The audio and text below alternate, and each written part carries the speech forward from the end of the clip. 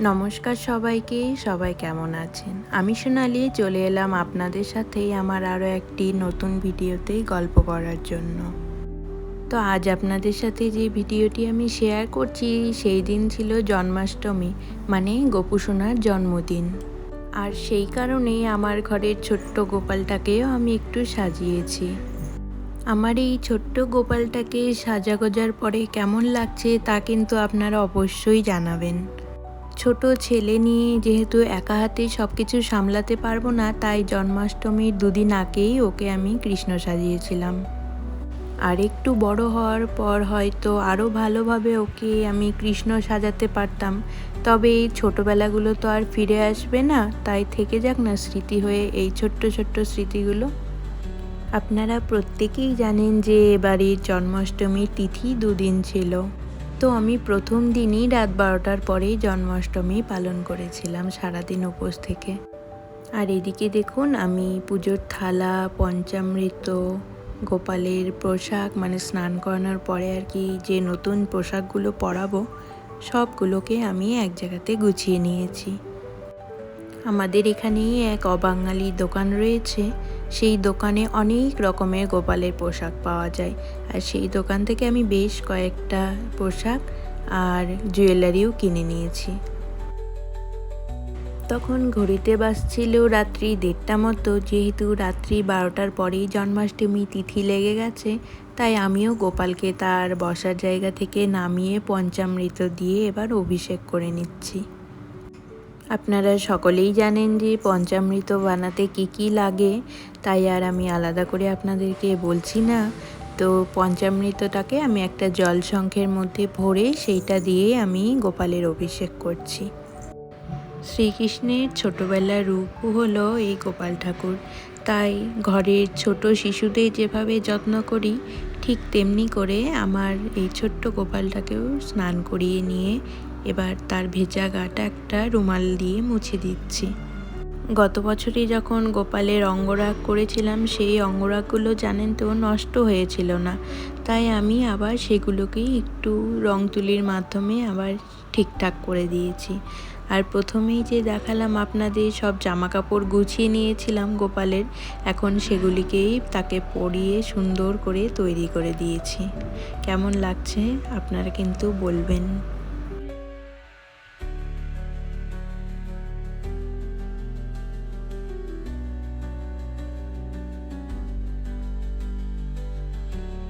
আমার ছেলে যেহেতু ছোট তাই তেমন কিছু আয়োজন করতে পারিনি। ওই দোকান থেকেই ফল, মিষ্টি, নাড়ু, মুরকি, চিড়ে এইসব কিনে এনে আমি ঠাকুরকে ভোগ দিয়েছিলাম। আর যেই দোকানে মিষ্টি কিনতে গিয়েছিল সেই দোকানে গিয়ে দেখে যে গোপালের অতি প্রিয় ননি বিক্রি হচ্ছিল, তাই সেটাও অল্প করে নিয়ে এসেছে। গোপালকে সুন্দর করে সাজিয়ে তার জায়গায় বসিয়ে দিয়েছি আর আমার পুরো সিংহাসনটাকে সুন্দর করে ফুল দিয়ে সাজিয়ে দিয়েছি। আর ভোগগুলো সমস্ত কিছু গুছিয়ে দিয়েছি। চলুন তবে জন্মাষ্টমীর পুজোটা এবারে সেরে ফেলি। আর কিভাবে এবারের জন্মাষ্টমী আমি পালন করছি, কিভাবে পুজো করছি তাও আপনাদের সাথে একটু ছোট্ট করে ভিডিওর মাধ্যমে ভাগ করে নিচ্ছি। আমার ছেলে হবার পরে আমি শ্রীকৃষ্ণকে মনে মনে বলেছিলাম যে আমার ছেলেকে আমি সুস্থ সবলভাবে বাড়িতে ফিরিয়ে আনি, তারপরে আমি তোমাকে আমার ঘরে নিয়ে আসব। ছেলেকে ঘরে নিয়ে আসার ঠিক 7 মাস পরেই আমি এই ছোট্ট গোপালটাকে আমার ঘরে এনেছিলাম। আর এইটা হচ্ছে আমার নিজে হাতে করা আমার ছোট্ট সংসারে আমার প্রথম জন্মাষ্টমী। বাড়িতে আমি যখন দেখতাম আমাদের আশেপাশের বাড়িগুলোতে জন্মাষ্টমী পালন হচ্ছে, তখন আমি আমার দিদাকে জিজ্ঞাসা করতাম যে দিদা তুমি কেন জন্মাষ্টমী পূজা করো না? তখন দিদা আমায় বলেছিল যে সে তার শ্বশুরবাড়িতে কাউকেই নাকি এই ব্রত করতে দেখেনি, তাই সেও এই ব্রত কোনোদিন করেনি।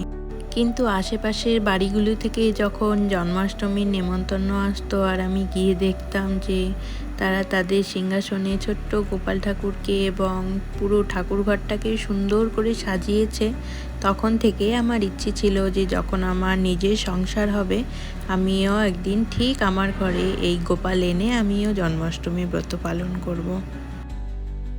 জন্মাষ্টমী পেরিয়ে যাওয়ার বেশ কিছুদিন হয়ে গেছে, তবুও আমার ভিডিও এডিট করা হয়নি।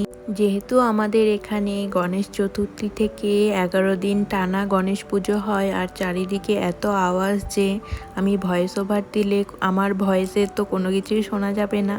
আশেপাশের প্রচুর সাউন্ড, গান বাজনা এইসবই আসবে, তাই একটু দেরি করে আর কি ভিডিওটা এডিট করলাম আর আপনাদের সাথে শেয়ার করছি। চলুন তাহলে আপনাদেরকে সাথে নিয়ে এবারে পুজোটা সেরে ফেলি।